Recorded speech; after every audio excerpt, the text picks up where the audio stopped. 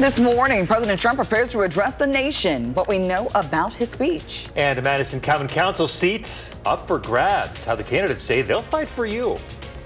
And the clock is ticking for you to make sure those holiday gifts get to their destination. We'll tell you what you need to do so you don't miss the deadline.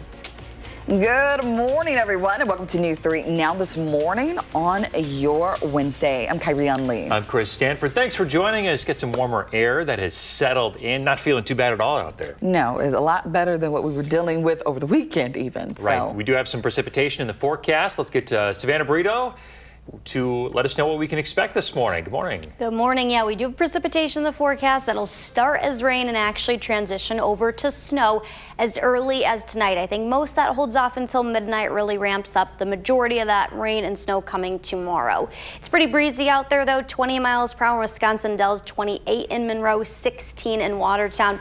That is putting in wind chills all across southern Wisconsin. Those are only about 10 degrees cooler than our air temperatures, which right now are very mild, 33. We're still expecting temperatures to drop near 30 over the next couple of hours, and then we will rebound back into the mid 30s. So we are expecting another mild day similar to yesterday, and we'll still have partly sunny skies. That'll change later tonight into tomorrow as cloud cover thickens up and we track more rain. That's your next chance of precipitation that returns to the forecast. We'll time it out and talk about when we'll see that transition from rain to snow coming up. All right, Savannah, thank you. New this morning, the NTSB is releasing new details into a deadly plane crash in Monroe. The preliminary report is out, and it shows that last month a single-engine plane tried to land in some dense fog far below the minimums needed for a safe landing. Flight data shows the plane attempting to climb and turn before it struck some mining equipment roughly half a mile from the airport. Witnesses reported a loud explosion at the time of the impact. Both the pilot and passenger were killed in the crash. The investigation's ongoing. Well, today, President Trump is expected to speak to the nation live in a primetime address. Details are limited at this time, but the White House press secretary says the president will highlight all of his accomplishments. The address comes as the people continue to focus on affordability and the state of the economy. Economists say the U.S. is experiencing a K-shaped recovery, with high-income households pulling ahead while lower-income families struggle. Recent data show retail sales remaining flat between September and October. And the latest jobs report shows 64,000 jobs added, but 105,000 jobs lost the month before. Some economists point to Trump administration policies as a contributing factor. Over the last 6 months, there's been essentially no job growth. And there's three reasons for that: immigration, DOGE, and tariffs. Tomorrow, we're expected to get another crucial economic update, the Consumer Price Index report. The report will show how the cost of goods is being impacted, and early statistics suggest growth was easing during the first few months of the year. We'll carry the president's address live right here on WISC TV tonight with a quick recap on News 3 Now at 10 and tomorrow morning. This morning, multiple White House officials defending Chief of Staff Susie Wiles after she reportedly gave Vanity Fair a blunt assessment of the administration. In the article, Wiles said that President Trump has an alcoholic's personality, although he doesn't drink. She also called Vice President Vance a conspiracy theorist and suggested his conversion to President Trump was sort of political. Following the article's release, Wiles said her words were taken out of context and that she was targeted. Turning now to the Capitol Hill, the House could vote on a Republican health care bill as soon as today, but the Congressional Budget Office has mixed reviews. The CBO says the bill would lower the deficit by more than $35 billion, but could leave more than 100,000 Americans uninsured. The bill would not extend the Affordable Care Act's enhanced premium subsidies. However, it could lower the gross premium for some plans through 2035. The current ACA subsidies are set to expire at the end of the year. To continuing coverage now of a data center in DeForest. The latest community meeting last night did not include anyone from the company. QTS is trying to annex and purchase 1,600 acres in the town of Vienna. Village officials read a draft of an agreement with the company that said the deal would have to include restrictions on construction and operations, funding for public infrastructure and public safety improvements, and guardrails for water usage and wastewater. Madison's District 8 Common Council seat is up for grabs. It's a seat traditionally held by a UW-Madison student. Current Alder MGR Govindarajan won't run for re-election. District 8, encompassing the entirety of the campus, and a couple of UW sophomores have launched their campaigns. Ellen Zhang says that her campaign focuses on expanding transit while also prioritizing mental health care, public safety, and protections for marginalized students. Bobby Gonert is concerned with addressing immigration protections while pushing for harm reduction policies and stronger city actions to support students in marginalized communities. Both candidates are looking to continue to create more affordable and accessible housing. There's an acute housing crisis in America. We have a huge homelessness crisis. We need to address this. I want to use public, affordable housing. Students really care, number one, about affordable housing. It's just so difficult. And so regarding that, I really want to, number one, increase the supply, but also create more tenant protections. The general election for the city council is in April, but if more candidates enter the race, there will be a primary in mid-February. This morning, the high-stakes trial of Judge Hannah Dugan enters its third day. Court resumes at 9 this morning. Yesterday, several witnesses testified, giving the jury first-hand accounts of the incident. The most critical testimony came from a fellow circuit court judge who described the confrontation in the hallway between Judge Dugan and federal agents. Other witnesses included federal agents and the victim witness advocate who worked with Eduardo Flores-Ruiz, the man prosecutors say Judge Dugan helped escape. It remains uncertain if Judge Dugan will testify in her own defense. 6:06 today, Nick Reiner, the man accused of killing his parents, director Rob Reiner, and wife Michelle, could be in court as soon as today. His attorney says that he is awaiting his first court appearance because he hasn't been medically cleared. This as new details also emerging about Nick Reiner's movements in the hours before his parents' bodies were discovered with stab wounds inside their LA home. Sources tell CBS News that on Saturday night, the Reiners attended a Christmas party at the home of comedian Conan O'Brien, and that Rob and Nick had a loud argument. Reiner is currently being held without bond. If charged for his parents' murder, he could face the death penalty. Defense Secretary Pete Hegseth says he will not release the full video of the controversial devil strike on an alleged drug boat.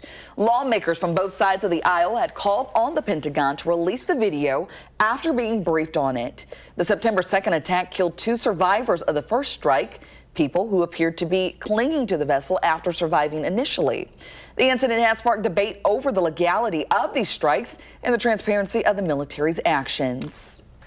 And in some local news, new this morning, fire officials say improperly discarded smoking materials are the cause of an early morning fire in Sun Prairie. 2 people were injured but declined transport to the hospital. It happened yesterday morning. Sun Prairie Fire and EMS responding to a duplex near C.H. Bird Elementary for some gray smoke coming out of a garage. Most of the fire was put out by residential and police extinguishers.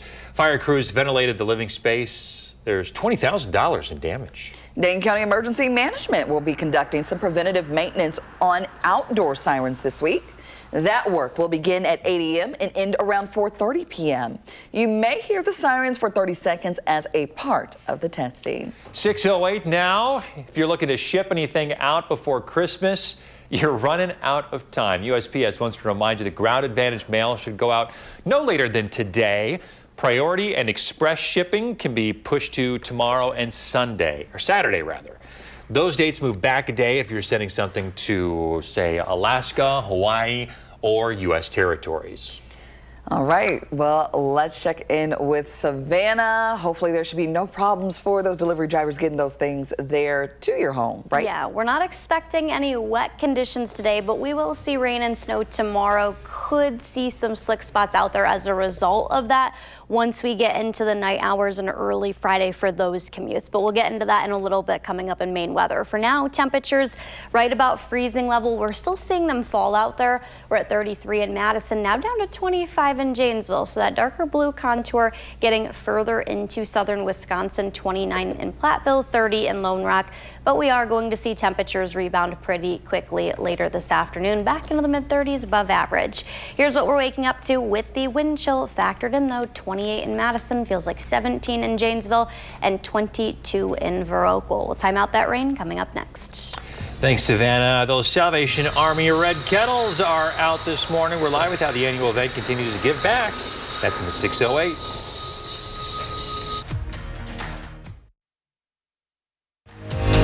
Your You're watching News 3 Now this morning. Moving forward. 612, back with what's going on in the 608. The Red Kettle campaign is going on again this holiday season, giving back to the community through the Salvation Army. Josh Ryder is live in Sun Prairie with bells ringing away this morning. Hey, Josh.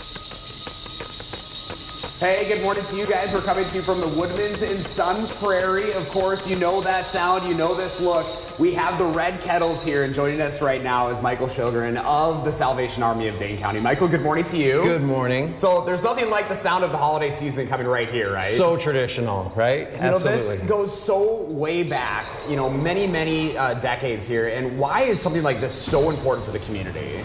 Because it helps us serve this community year round. So the monies that we bring in during the Christmas season helps us serve 24/7, 365 days a year right here in Dane County. And this Woodman's one of your biggest locations, but you have these all over the county. Nearly 60 locations we're ringing at, and we're about halfway to our goal of $500,000. And we have 6 days left in which to do it. Now, on the tradition, the last week is our good push, our final push. We've had a few kind of rough weather days, which has kind of put us back a little bit, but the weather's looking great for the next week. And so if we can have a few more volunteers sign up, 2 hours is what we ask, because if somebody's here at the kettle ringing, people are able to give and to donate. But if nobody's here, it's a little hard to do that. And that's the best part, is obviously you can give back in so many different ways. Obviously by putting money into the kettle, but the volunteering aspect is huge too. So important. We have wonderful volunteers that help us on a yearly basis with this. But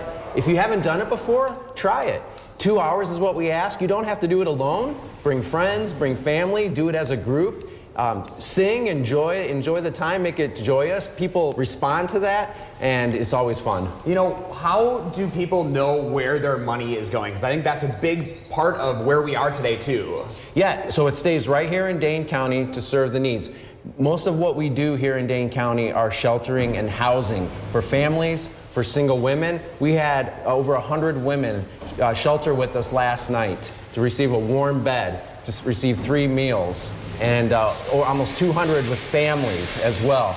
And so it's really critical to the needs of this community, and we're happy to serve each and every day. And I think that's the best part, is when you give local, you're going to be supporting local as well. And I know a lot of times people don't have coins, they don't have the cash on them, but you also have the QR code, so you're making it easy for folks. That's right. So if somebody passes, here we go right now. Wonderful. Thank you, sir. Happy Thanks holidays. for your support. Yes. Yeah. So if somebody passes one of the kettles, we don't have one of our volunteers there. There's the QR code as well, and able to give. Also want to mention we have 2 more match days coming up, Friday and Saturday. We've had 10 match days, which are huge and such an important piece of our kettle season. So if people are able to help and volunteer, what's the best way for them to sign up? Ringbellsdane.org. Ringbellsdane.org is the easiest way to sign up. And there's plenty of locations left for the next 6 days. We end on Christmas Eve. Awesome. Well, Michael, thank you so much. Merry Christmas. Merry We're going to Christmas. send it back to the studio here, guys, but obviously a lot of folks here in the giving spirit already on this Wednesday morning. And we love to see it. I'll say it's a staple around this time of year. Oh, yeah. The sound of the holidays. Yes. Josh is always looking for stock to share in the 608. Have an idea, reach out and let him know about it. All right, Savannah. All right, what are we looking at here? We're looking at white Christmases. So how often do we see that in Madison? That usually happens 66% of the time. That's all of Madison's white Christmases. You have to have, by definition, 1 inch of snow on the ground at 7 a.m. on Christmas for it technically to be considered a white Christmas. This is a look at the last several years. Last year, we actually did have a white Christmas. We had 2 inches reported at the airport at 7 a.m. at the Dane County Regional Airport on Christmas morning. The year before that, we did not. 2022, we had a white Christmas. 2021, we did not. 2020, we did. So those are the last 3 white Christmases that we saw. We are going to see some rain and some warming temperatures, so not sure if we'll quite see that this year. It'll just depend on how much melting we see over the next week. 33 right now, above freezing level, still falling the next couple of hours, down to about 30. Some of us are already in the upper 20s right now. Platteville, Janesville, those areas to our south and southwest northwest are. Then we'll rebound back into the mid-30s again this afternoon. We did hit 37 yesterday. That was the first time in 20 days that we were in the upper 30s. We will have some partly sunny skies though, so sunshine expected before clouds thicken up tonight. Becomes really breezy though, with winds gusting up to about 25 to 30 miles per hour overnight, and they're going to increase as we head into Thursday and especially Thursday night. The rain that holds off until midnight. This is 6:30 in the morning. Scattered showers, that's what we'll wake up to in Madison and a lot of southern Wisconsin. Early tomorrow morning for commutes, might want to have the rain gear handy. As temperatures fall, our warmest part will actually be after midnight through about 7 in the morning. We're expecting to wake up in the lower to mid 40s, but then rain becomes more widespread. This is late morning now, and some temperatures west of Madison already falling. We'll see that around lunchtime with that transition to snow happening right about 12:30 tomorrow. Areas east though are still going to have some moderate to even heavy showers. That's all the yellows you see, with warmer temperatures still in the 40s there. Everyone's going to continue to fall. The teens northwest of Madison will probably be in the 20s already by this point. This is 5 p.m. now tomorrow evening, and everyone's seeing those light scattered snow showers. Not expecting much of an accumulation, but with the rain we see, snow melting, and the light snow trace amounts, could have some slick spots because temps fall into the single digits overnight Thursday into Friday. So plan now. Might want to allow a little bit of extra time for any commutes that you have during the overnight hours, and especially Friday morning, I would say through late morning. We're only going to see a high of 19, so anything will still be frozen out there, but then we rebound, lots of 30s to follow that, including the entire week of Christmas.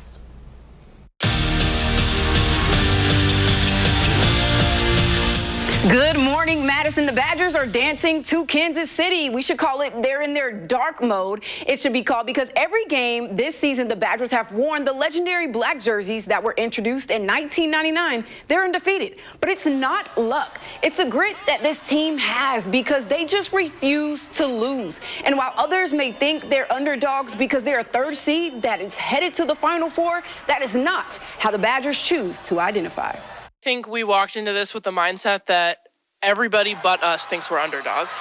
I think we walked in knowing exactly who we are and what we have practiced and what we have worked on and the talent that we have. And we came in with the intention of showing people exactly who we are and who we know ourselves to be. And with that, also, Nash Dara is headed out to Kansas City to cover everything on the Badgers that you need to know, and we'll have all the latest for you the rest of this week. Okay, thank you. Still ahead, explore Santa's home and see how Jeep owners can get into the holiday spirit. In our next half hour, a local lawmaker trying a new approach in getting 4 bills on gun reform through the halls of the state capitol. And before we head to break, let's take a look at your gas prices this morning. We'll be right back.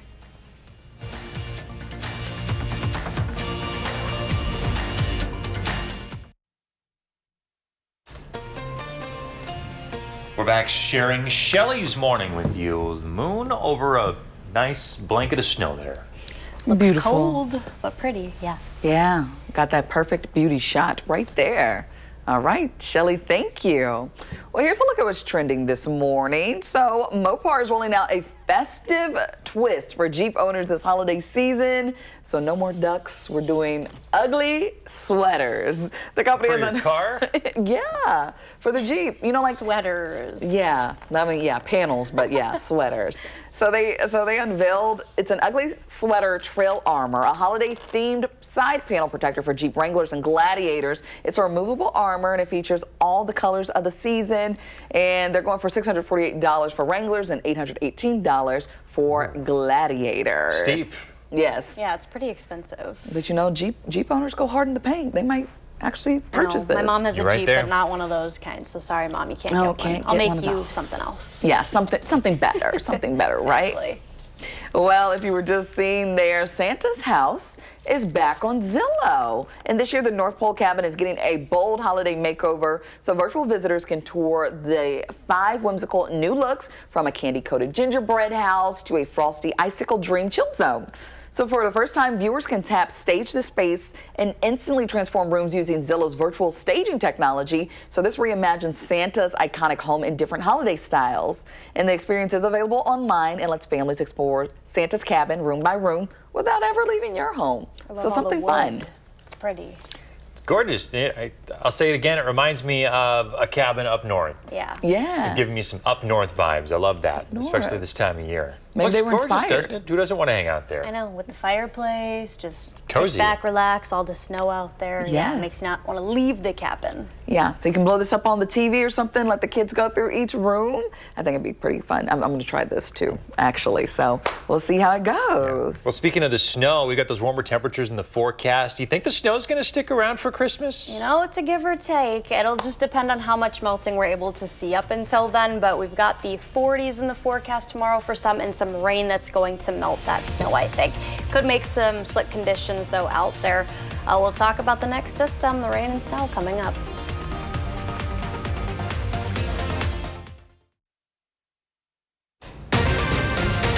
This morning, DeForest data center debate, what the village board is asking from QTS. Plus, the manhunt for the Brown University shooter is now in its 5th day. One of the victims is speaking out. Plus, Badger volleyball on the road, and News 3 Now is out there with them. What the team is saying ahead of their Final Four matchup. Good morning, everybody. Thanks for tuning in to News 3 Now this morning on a Wednesday. I'm Chris Stanford. And I'm Kyrie Ann Lee. Thanks for waking up with us this morning. Halfway through your week, you're almost there. Yeah, what, 8 days until Christmas? Yeah. And we are warming up. Tracking some precipitation. You know, is it snow? Is it rain? What's going on? Let's check in with Savannah. Good morning. Good morning. Yeah, we're tracking both rain and snow tomorrow. Dry conditions with some sunshine expected today. It will be breezy, though. Winds have already picked up since midnight. Not everywhere. Madison, Lone Rock, Basketball, Mineral Point not reporting that peak wind gust, but Watertown just to our northeast at 16 miles per hour.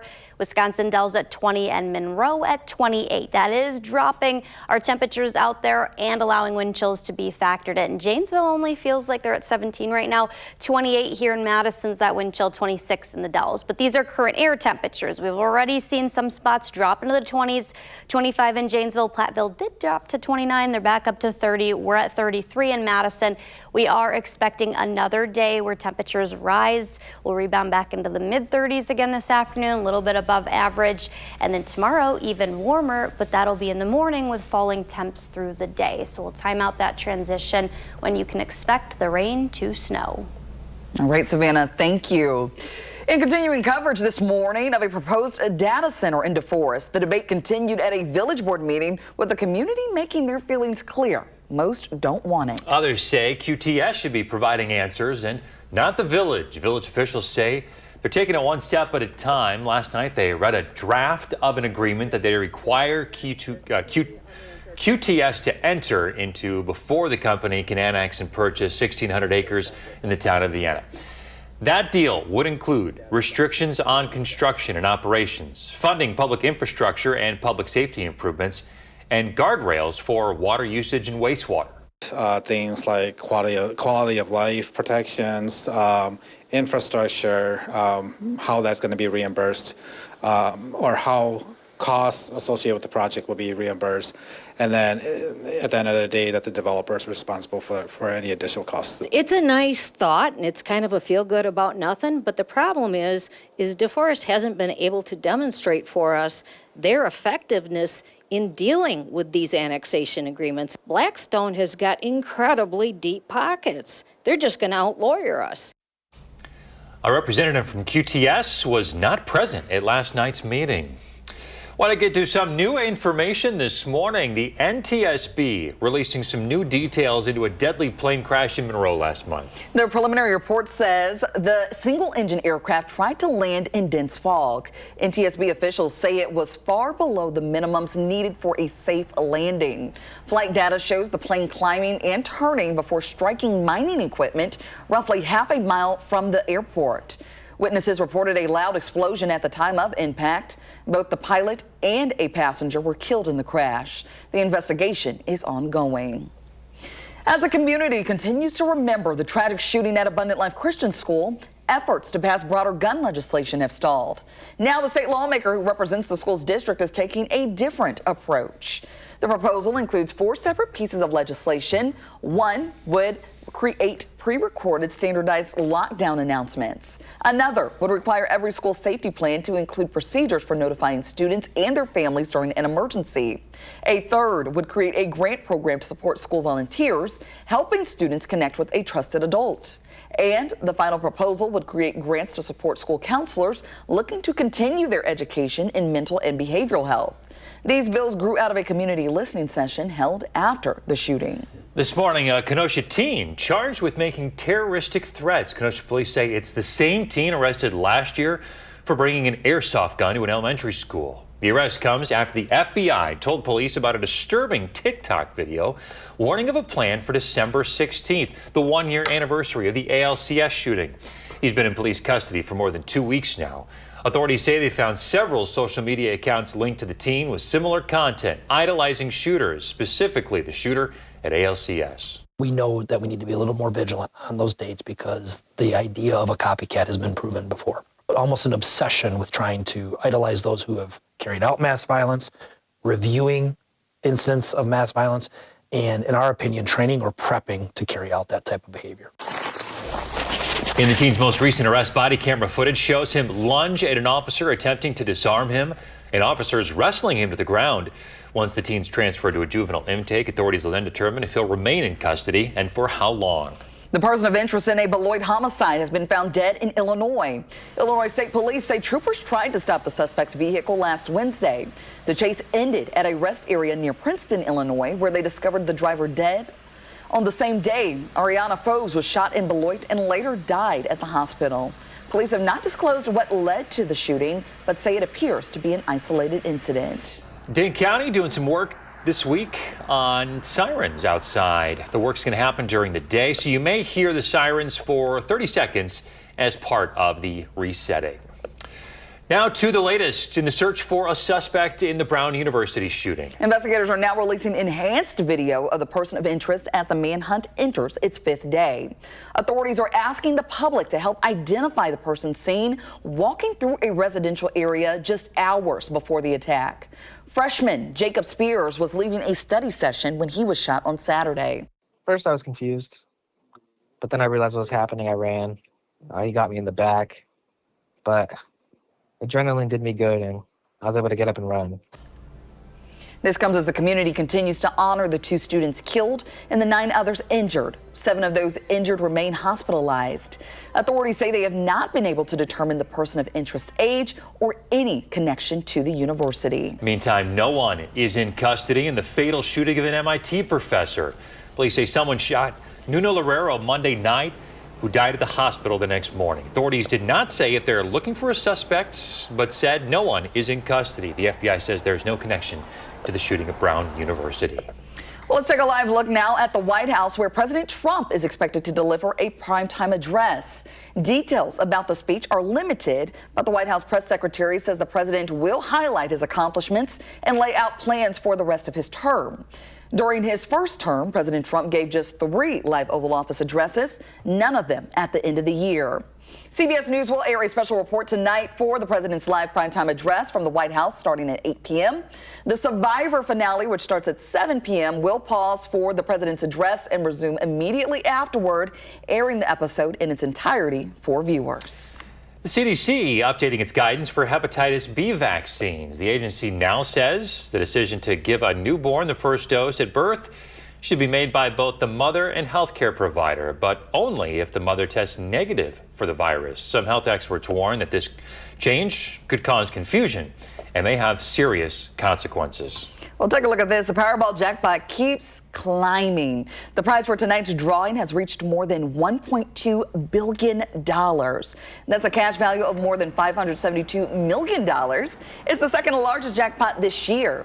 A winning ticket could be actually closer than you think. Lottery officials say a winning $50,000 Powerball ticket was sold in Sun Prairie on Monday. So it was sold at Quick Trip on 9 Tower Drive, matching 4 of the 5 numbers plus the Powerball. Hey, not too bad at all. $50,000. Yeah. Over $1 billion. What is it? Up to $1.25 almost? Yeah, $1.25 it's up billion. there. So That's you can try your wild. luck tonight. All right, good luck. Well, today, Habitat for Humanity of Dane County is going to be dedicating their final 2 homes of the year. The free-to-attend dedications are happening in Stoughton. One's on West Main, the other on Pine Street. They're real close to each other. At 5 o'clock this evening, the dedications celebrate affordable home ownership and community support. And this holiday season, Kaiser Lincoln is one of many spreading some extra cheer. Tonight from 4 to 6, Santa will be at the dealership ready for photos, cocoa, and cookies with the kids. For every photo taken with Santa, Kaiser Lincoln will donate $10 to Toys for Tots. Families are also encouraged to bring a new unwrapped toy to donate.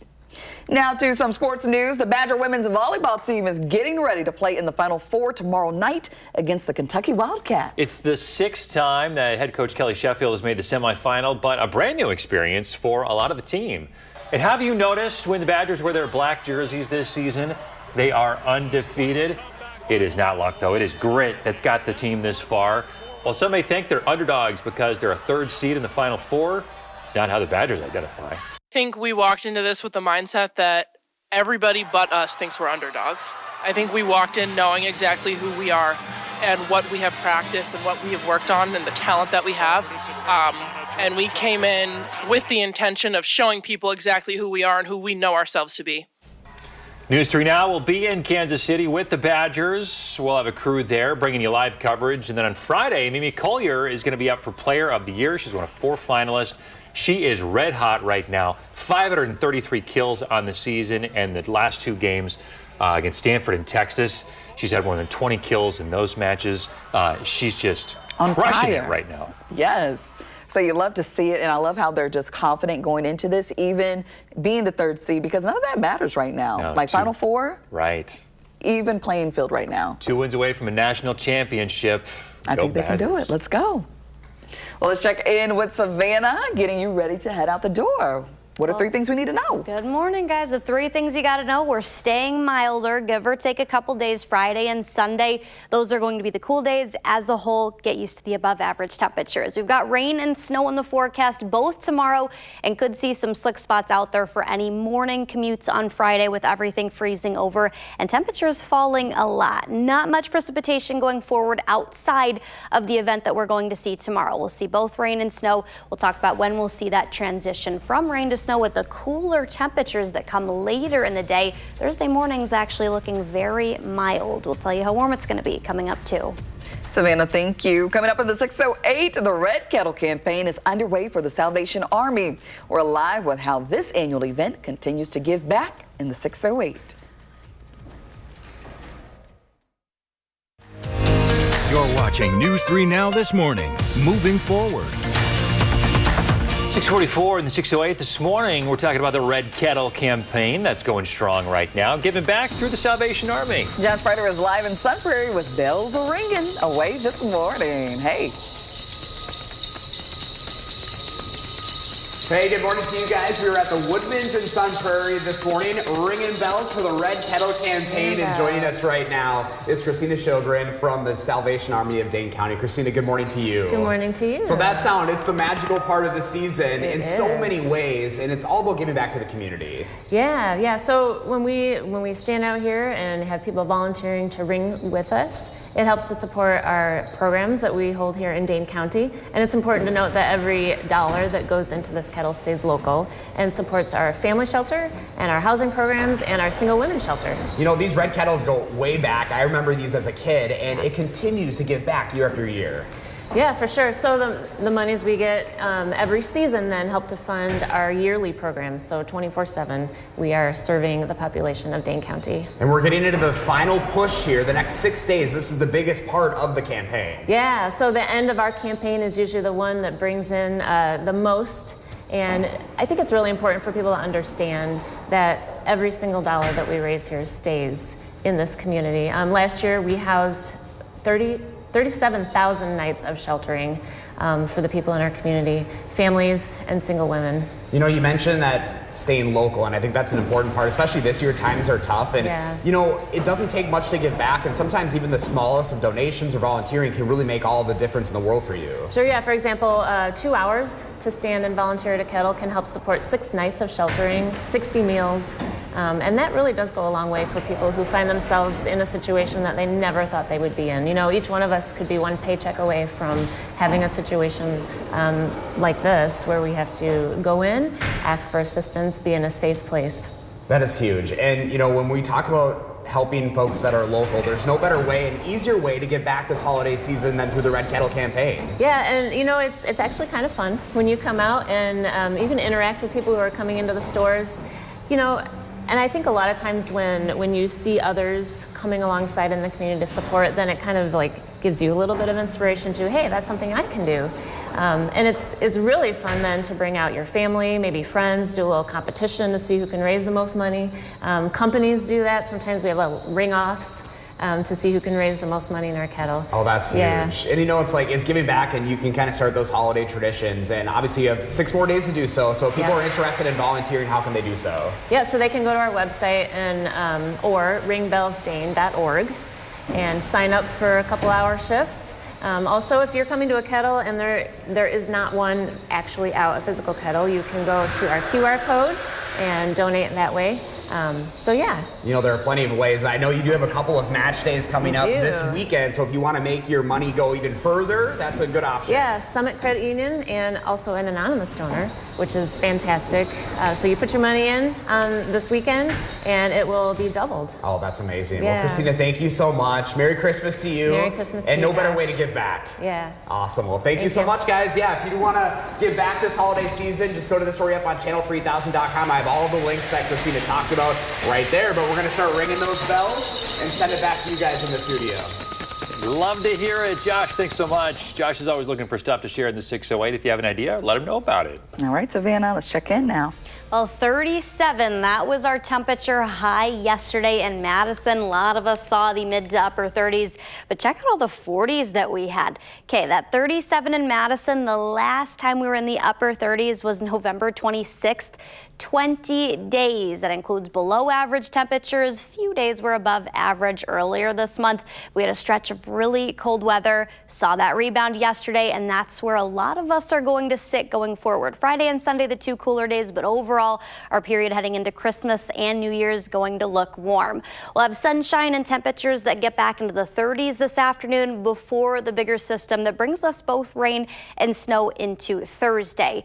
This is all going to come after midnight as rain moves out of Minnesota into central Wisconsin, but for us across southern Wisconsin, I think as we head closer to about daybreak tomorrow morning, that's when you can expect the scattered showers to move in. This is about 6:30 in the morning. We're actually going to be very warm after midnight, heading into that 6 to 7 a.m. time frame. The scattered showers become more widespread the closer to about late morning, 10 a.m. that we get, but that's when we're going to start to see temperatures fall, especially northwest of Madison. When we're expecting those temps here in Madison to fall about lunchtime, 12 or 12:30. By then, we're already going to be down into the lower to mid-30s and see that transition to snow. But there is going to be moderate to even heavier showers in those areas east of Madison that are still going to be sitting in the 30s and even well into the 40s in Waukesha and Milwaukee. But behind this, that's when we're expecting cooler air to settle in, and all of the area will see that transition from rain to snow by dinner time. This is about 5 p.m. Quickly cooling temperatures northwest of Madison. Those temperatures are already going to get into the teens, and then we're down into the single digits overnight. Now, we're not expecting much of an accumulation Thursday night into early Friday morning with the snow, but because temperatures are going to fall so far below freezing level and we're going to be close to about 0 waking up, especially with the wind chill factored in, anything as far as melting goes, the rain and any snow that does get laid down will freeze over pretty quickly, leading to some slick spots out there. So be mindful of that. Now's the time to plan ahead. You probably want to allow extra time for commutes Friday morning. This is how much rain we're expecting, not much west of Madison, but as that rain really picks up east of Madison, Waukesha, Milwaukee, east and south of Madison could see about 1/2 inch to 3/4. We're looking at probably 1/10, 2/10, maybe up to 1/4 inch here in Madison and Dane County. Not much snow accumulation, like I said. Those are definitely going to be under 1 inch. Trace amounts maybe up to 1/2 inch, and That's at the absolute highest. It'll be breezy during this time frame too. Winds are going to gust, especially Thursday night and Friday, upwards of 35 to 40 miles per hour. We're down to 19 Friday, but then lots of 30s going forward, including the entire week of Christmas. All right, things warming up for us, not looking too bad. Savannah, thank you. Coming up on the morning sprint, you're running out of time to ship Christmas gifts. The USPS deadline you may need to meet today. If you have a little kiddo turning 3 soon, send us a picture. We'll show it on TV. The sprint is next. 6:54, time for the morning sprint. The NTSB is releasing its preliminary report into a Monroe plane crash that killed 2 people last month. The report says the plane tried to land in dense fog far below what was acceptable for a safe landing. Flight data shows the plane attempting to climb and turn before it hit mining equipment about half a mile from the airport. Witnesses say they heard a loud explosion at the time of the impact. The Badgers getting ready to play in the Final Four in Kansas City tomorrow against the Kentucky Wildcats. News 3 Now is going to be traveling with the volleyball team. We're going to be there as they play. Sports reporter Nash Darrow will be live with coverage. It's the 7th time in program history Wisconsin is in the national semifinal. The 6th under head coach Kelly Sheffield. Holiday shipping deadlines. The U.S. Postal Service wants to remind you that Ground Advantage mail should go out no later than today. Priority and express shipping can be pushed to Thursday and Saturday, respectively. Those dates move back a day from mail going to Alaska, Hawaii, or the U.S. territories. President Trump expected to address the nation tonight in a primetime address. CBS News will air that special report for the primetime address at 8 o'clock. The Survivor finale, which starts at 7 o'clock, is going to pause for the president's address and then resume immediately afterward, airing the episode in its entirety for viewers. We are expecting temperatures to be back in the mid-30s again.